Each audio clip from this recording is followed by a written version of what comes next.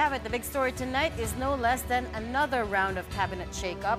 3 of President Marcos's top officials tendered their resignations after being implicated in the flood control scandal. Chief among them is Executive Secretary Lucas Bersamin, who will be replaced by Finance Secretary Ralph Recto.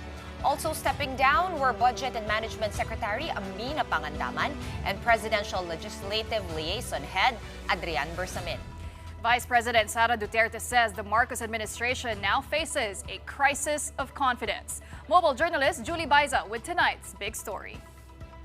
Let's wait for the official announcement. This was Executive Secretary Lucas Bersamin's response early today when he was asked about rumors he will be replaced by Finance Secretary Ralph Recto. In ambush interviews, Recto also flat out denied the news.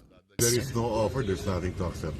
But just hours later, at just past 5 in the afternoon, Palace Press Officer Claire Castro hastily convened a press conference.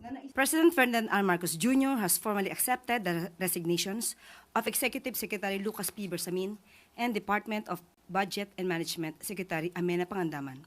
Both officials respectfully offered and tendered their resignations out of delicadeza, after their departments were mentioned in allegations related to the flood control anomaly currently under investigation, and in recognition of the responsibility to allow the administration to address the matter appropriately. Castro went on to announce that the president has appointed Recto as the new executive secretary. Replacing him as Secretary of Finance is Frederick Go, currently the Special Assistant to the President for Investment and Economic Affairs. Go's post will be left vacant for now. Meanwhile, Undersecretary Rolando Tolentino, who currently heads budget preparation and execution, was designated officer in charge of the DBM in place of Pangandaman. His designation ensures uninterrupted operations as the government prepares for the rollout of next year's budget, ongoing recovery efforts in disaster-affected regions, and the continued funding of social. Last to resign this Monday is the head of Presidential Legislative Liaison Office, Undersecretary Adrian Bersamin, who is related to E.S. Bersamin.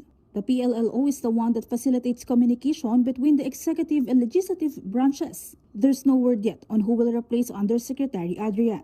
All these officials were recently named in the flood control scandal, most notably by Zaldico. In the first part of his video series posted on social media, Ko alleged that it was Secretary Pangandaman and Undersecretary Adrian Bersamin who coordinated 100 billion pesos in insertions with him and former Speaker Martin Romualdez on behalf of President Marcos. E.S. Bersamin wasn't mentioned by Ko, but he was already name-dropped back in September by former DPWH Undersecretary Roberto Bernardo. Bernardo claimed Bersamin received 15% commitment from the inserted DPWH projects. Bersamin had denied this, saying his office had no involvement whatsoever in the budget allocation for the DPWH. Before the cabinet shakeup was announced, Vice President Sara Duterte posted a video slamming the Marcos administration again, reiterating that she had long sounded the alarm on Congress's manipulation of the budget. The president now faces a profound crisis of confidence, especially in the way these corruption investigations are being handled, which appear to lack both direction and resolve.